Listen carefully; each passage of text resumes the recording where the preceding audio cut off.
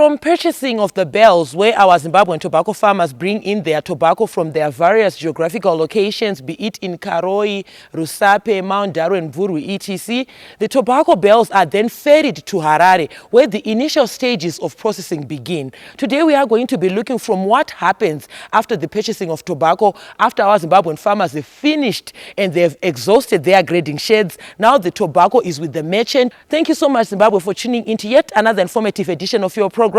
This is Agricultural New Directions Agribusiness in support of Vision 2030, and today we are coming to you from Chevron Tobacco Company, where I'm going to be looking at the initial stages of processing up to when they come up with the cut rag tobacco, where this is the one that they are saying that it fetches more if it is exported. Stay tuned.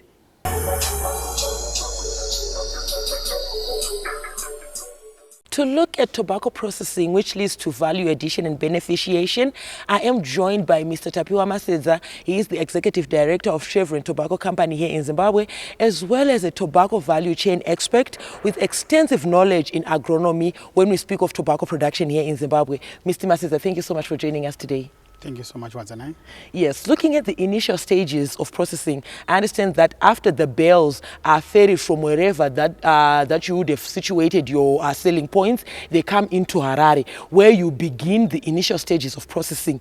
Can we talk about bale inspection after buying, after purchasing? You come in with the bales here at your factory site. What happens during our inspection, and could you maybe emphasize or educate those who are watching with regards to the losses that you might incur during that first stage before you even go on to the factory? I understand there might be some occurrences and some of discoveries that you might look at and say these are losses. What is the inspection stage like in regards to what you do here at Chevron Tobacco Company? Thank you so much, Wazanai, on that question. So inspection, basically, it's a process that is done by merchants to ensure that whatever they would have purchased, it meets or it conforms to the specifics of the company in terms of the buying policy and strategy. Mm-hmm. So once you have purchased the tobacco, either from the contract buying floors or from the auction floors, the tobacco is carried to the warehouse where you do what is called as post-purchase classification. Okay. So your post-purchase classification, the buying team goes through the bills again. So you open the bills again, you take the hands like you are doing the buying process. So what you are doing there, you are checking whether the classification or the assignment of the grade on every bale tobacco was done correctly. You are checking also whether the value that you have assigned to that tobacco is correct. You are also checking on the non-conformity of tobacco, whether the tobacco is mixed, whether it's wetty, whether it's moldy, whether it's nested. Okay. So that is the purpose or the objective of the post-purchase classification. Okay. After that, you take the notes, or the leading team, the leader of that team, take notes and then give feedback to the buying team. So if the prices on a particular grade is wrong, is to emphasize on the buying team to say, you should buy this grade like this. Okay. The classification, if it's wrong, you are also trying to make sure that the classifiers that classify the tobacco according to the company sample. Remember, when you are doing this post-purchase classification, you have got set samples that you have agreed as a company with your clients. Okay. So everyone is going through the samples and seeing whether the classification matches what you have agreed with the samples that you have set. Okay. So that is the purpose of the first inspection. So after you have done the reclassification, it is also the opportunity to see who is classifying well and who still needs some adjustments. So when you are doing this, we're also looking at issues to do with the plant position. Oh. Are you properly able to identify the plant position? Is this what you are calling a lag, or you are calling a lag a leaf? Okay. So we are also going to review issues to do with the quality assignment. Are you assigning the right quality range? Is this one? Is it the quality one? Is it a quality two? Is it a quality number three? All those things are being discussed at the post-purchase classification. You're also looking at the issues to do with the color.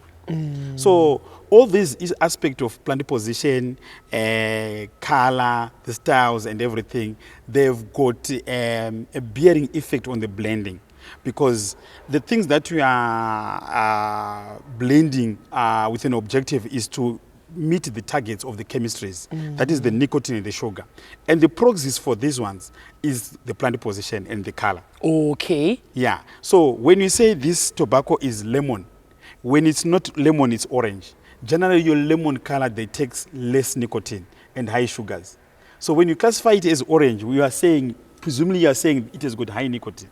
Okay. If you say this is a cutter, whilst it's a priming, your priming have got low nicotine and low sugars, whereas your cutters have got high sugars. So already it is going to distort your blending. So it is imperative that the post-purchase classification is done properly. Okay. And it's led by a competent blender. Okay. Or a competent classifier. I understand that during this stage of inspection, there are already some discoveries which you would say as a director, what sort of discoveries do you see there? Some of the losses that you already say, this consignment, this buyer number 10, he wasn't performing properly. Thank you so much.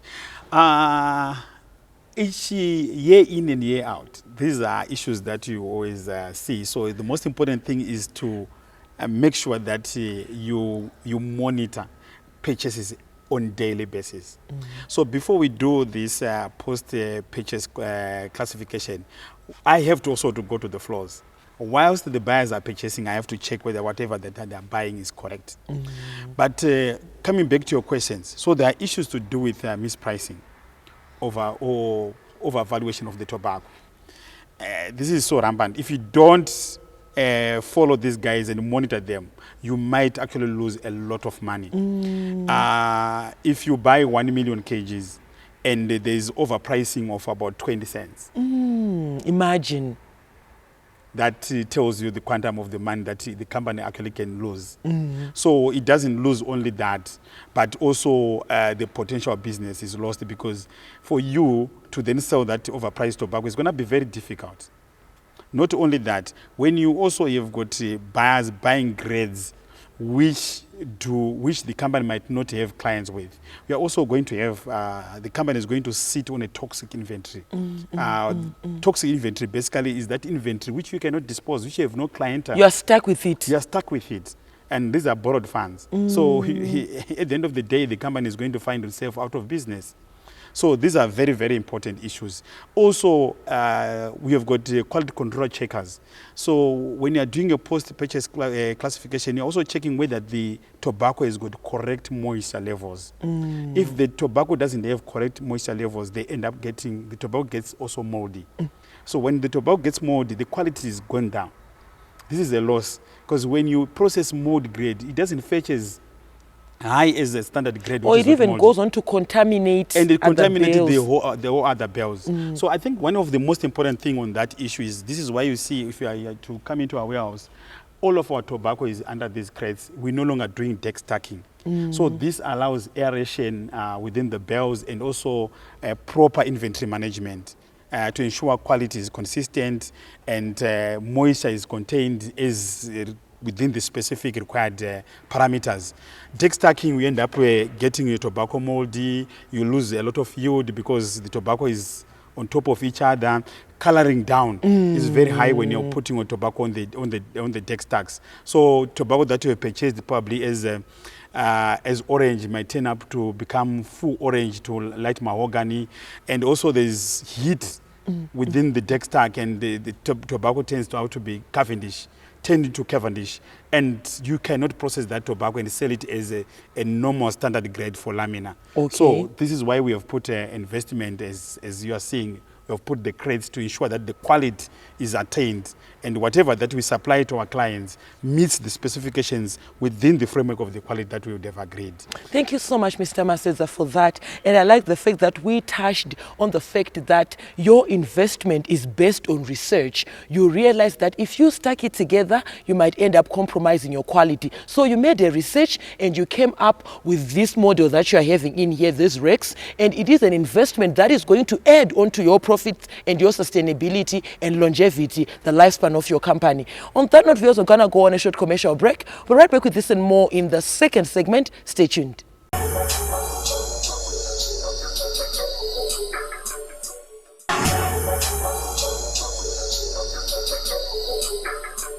Thank you, Zimbabwe, for staying tuned to Agriculture and New Directions, Agribusiness, in support of Vision 2030. Today, we are coming to you from Chevron Tobacco Company here in Harare. We are in their warehouse looking at what happens after purchasing, after the buying of tobacco. Now, if you also encourage you to be a part of these conversations, feel free to get in touch with the producer, Wadzanai Manyore. It's on 0772-807-506. Alternatively, you can like our Facebook page, Agribusiness with Wadzanai.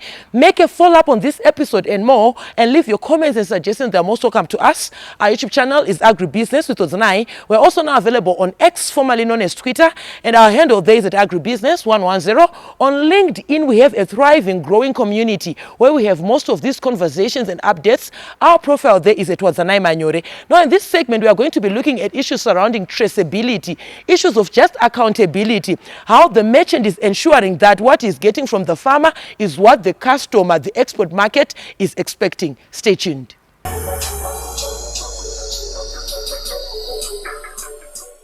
Now, Mr. Masedza, we are here in the second segment where we are going to be looking at issues surrounding traceability. We now have the tobacco bell in your warehouse as a merchant, as a contractor. I understand that you are holding some tickets. What are the contents of that tickets? And with regards to traceability, what are the indicators? What will you be looking for, the factors that determine that your traceability is top-notch? There is accountability, there is responsibility. You can go back to the farmer and say this tobacco was produced on plot number 9 in Karoi. Thank you so much, Wadzanai. So the most important thing when we are talking about traceability is the grower number, which is basically the ID of the farmer. So the grower number, it carries all the information about the particular farmer. That is the full name, the national ID, the address, the size of the farm, where the farmer is located, basically all the demographics of that particular farmer is actually carried within the grower number.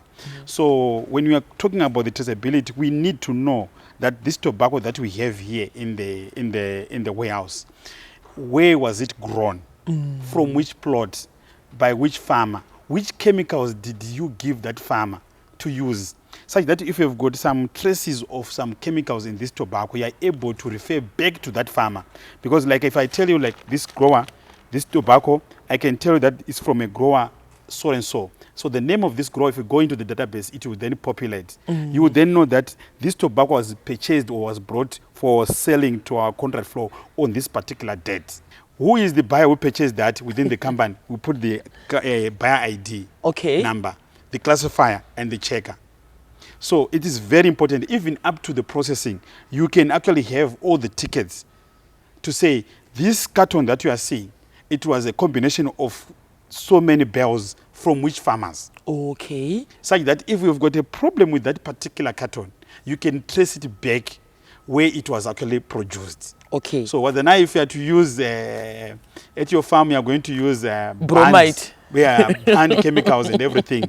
And then it happens that the way the tobacco has been exported and they have managed to find out that some traces of banned chemicals in that, we are able to trace back to say, okay, it is Wadzanai who brought this bear. Who funded you? Yes, who funded? Where did you get? We as the contractor, we gave you these inputs, we give you these chemicals. Where did you get these the chemicals that you used for production? Okay. So we'll be able to track back. So it's very important, that traceability. However, you see that if I'm holding the tickets here, we've got films 1, 2, 3, 4.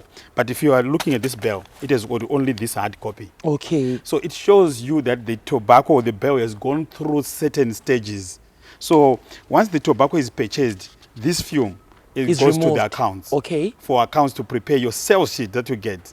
So that I get paid. You get paid. So for any reference sake, if you want to check whether Wadzanai you've got a problem with your sales sheet, did you sell the tobacco and you've got issues with the accounts, this is the ticket that the accounts will be holding. Okay. Yeah. So when you move the tobacco from the buying center, it's coming to the warehouse. Yeah. So the guys, they will remain with this one for issuing. And the one who is taking will take this other copy. So if this bell is to be misplaced along the way, the guy is going to say, but I dispatched the bell because I've got this ticket. If the guy who received it says, okay, but I received it because I've got this ticket. So we know where to locate this bell. So when the bell is remained with this hard copy ticket, it means it is now left to go to the factory. If the factory can produce this hard copy after consumption of this tobacco. It's a confirmation that the tobacco was consumed in the factory. Okay. So at every stage of the value addition, There's accountability. there's an accountability. And everyone has got an opportunity to provide a physical evidence to say, I handle the tobacco. But this is not only happening physically. So you have got a barcode here, which is unique for every bell. So the barcode here will be carrying all the information on the ticket. So as the tobacco bell is moving from the purchase point to the warehouse, to the factory, all the information is being captured in the barcode. So if you scan the barcode, we are able to find what we call the bell history. Okay. When was the bell purchased? Who is the grower number? Who purchased it? What was the price? What was the mass for that particular bell? If the bell came here into the warehouse and we did our post-purchase classification and the bell changed the grade from KC 50J to L20, it will be indicated again in the barcode within the bell history information to say it was bought as KC C50J, but it was really reclassified on a particular date to another grade L30. So all the information will be carried. So when it is issued there at the factory, it is actually reweighed. So to say, what is the variance? We purchased this bell at 100 kgs, but when we were issuing it into the factory, it was 98 kgs. So that bell lost 2 kgs in terms of moisture loss. Or maybe these are spillages. So we are able to put measures within the system to say, why are we losing so much? Where is the spillage? Maybe this bell, at the end of the day, it will end up losing 40 kgs. Then we know, no. Where is this tobacco? Where did it went? We can't lose 40 kgs on it. It's too much. It's too much. There's a minimum permissible. To say you can have a loss of at least not more than 2% in terms of moisture. There's a misconception within our farming community, where at times some must say the merchants or the contractors are actually very excited to have us bring in scrap. When you bring in scrap, you've done half of their job. They actually want it because anyway, it's going to be ground anyway. They are going to remove the stem. So when you take your scrap, you have done half of their job and they are going to be making money. Just demystify it in a snippet as we move on to the next issue. Yeah, so let me redefine, or let me define these terms because they are loosely used. Scrap. Yeah, to say scrap. So there's one that we call strip. Exactly. That one is expensive because what we are doing is we are removing 2/3 of the midrib, and we are baling that lamina in the bell. So when it comes to particle size, that bell is going to have more yield. In terms of yield, you are going to have more yield because there's no stem. So probably the yield of that bell probably is around 96%. Or maybe you remove dust, sand, and some dirty particles which are going to get into the fines. Or it is almost close to 100%. For strip, yes.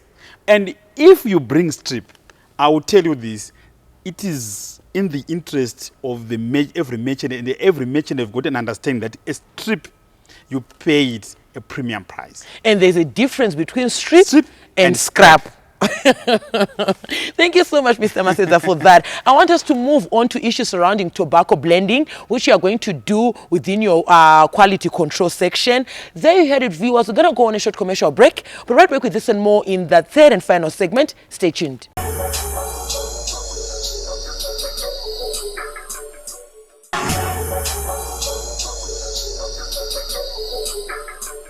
Thank you, Zimbabwe, for staying tuned to Agricultural New Directions, Agribusiness, in support of Vision 2030. Today we are coming to you from Chevron Tobacco Company, where we were from the warehouse. We went even into their storage rooms where they are putting in their boxes of lamina. At this point in time, I want Mr. Maseza to introduce to us the room that we are in at their premises and these objects that we have, the goods that we have in front of us. Over to you, Mr. Maseza. Thank you so much, Wadzanai. So this is our sample room. This is where basically we keep our samples, our lamina samples. That's where you keep them. So this takes us back to our trial pack samples, samples of tobacco that we have shipped, samples of tobacco that we intend to offer to different clients, samples of tobacco that we are still offering to new clients. So basically, this is our resource room, we keep everything here, and it backdates to almost 3 years. We keep the samples back to 3 years. After that, that's when we can actually destroy those samples. So for any reference in terms of what we have produced this year or the previous year, we have got all the samples here, be it the lamina, be it the cataract. That's where we keep. And also, as you can see, the illumination here, the light, when we have got our clients, after doing the inspection, we come here and view the samples here in this room. Now, Mr. Masedza, looking at the text and even the bindings that we have here, I want us to talk to our audience there at home with regards to the uses of these samples. How are they used? Where do they go? Who carries what? What is written on this tag in a snippet before we move on to the use of the machines we are seeing? Yeah, so the process of marketing tobacco, it involves the use of samples. So when you do your grade, your lamina grade or your cataract grade, what you have to do the first of all is to offer to a client. So you offer the client the price, the chemistries that you that composes the tobacco that we have. So after that, we have to give the client the physical sample so that he can do his or her own test.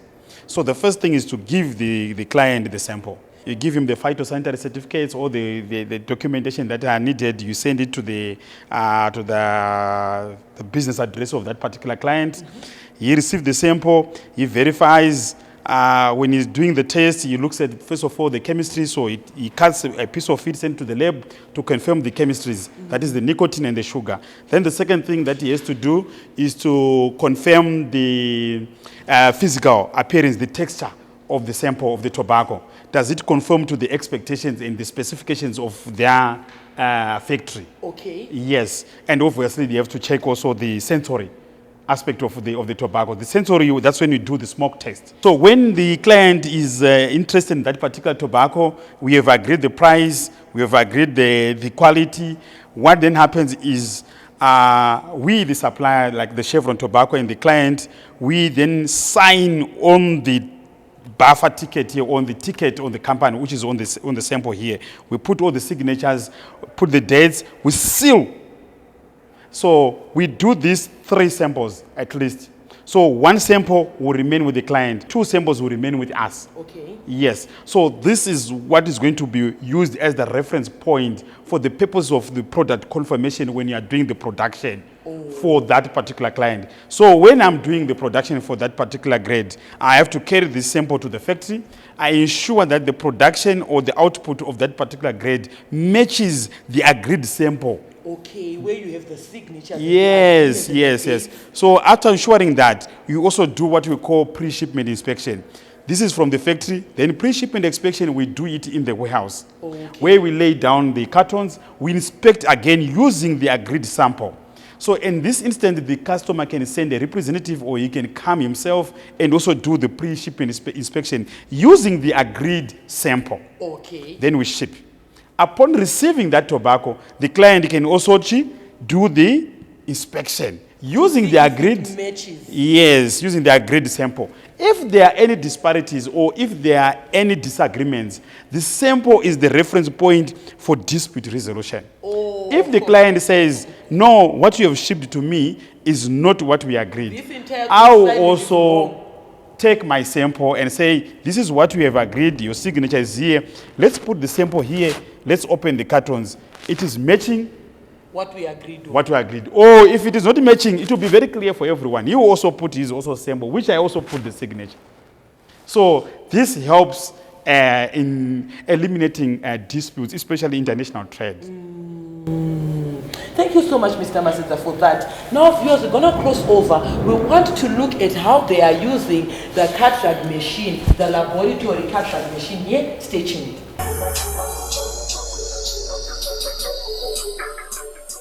So basically, when the client, we have done the inspection, like I said, there are 3 aspects that the client does in order to inspect the tobacco. Number 1 is the sensory test. The sensory test is basically what you want to do here. You smoke the tobacco to test whether the smoke is exactly what you want, the aroma, the harshness, the punch, the strength and of everything, you do sensory test. By the way, viewers, Mr. Maseza is not a smoker, but he's a seasoned tobacco blender who can tell whether the constituents of that cigarette are what the customer wants or the client wants. So the second thing is the client does the physical inspection, where you're seeing the physical characteristics of the tobacco in terms of the styles, in terms of the particle size, moisture and everything, whether there's also NTRM or not. NTRM is something that is not needed in the tobacco. Okay. Yes, yes, yes. Then, so what I'm going to do here, I will just demonstrate that what we then do when you are doing the sensory test.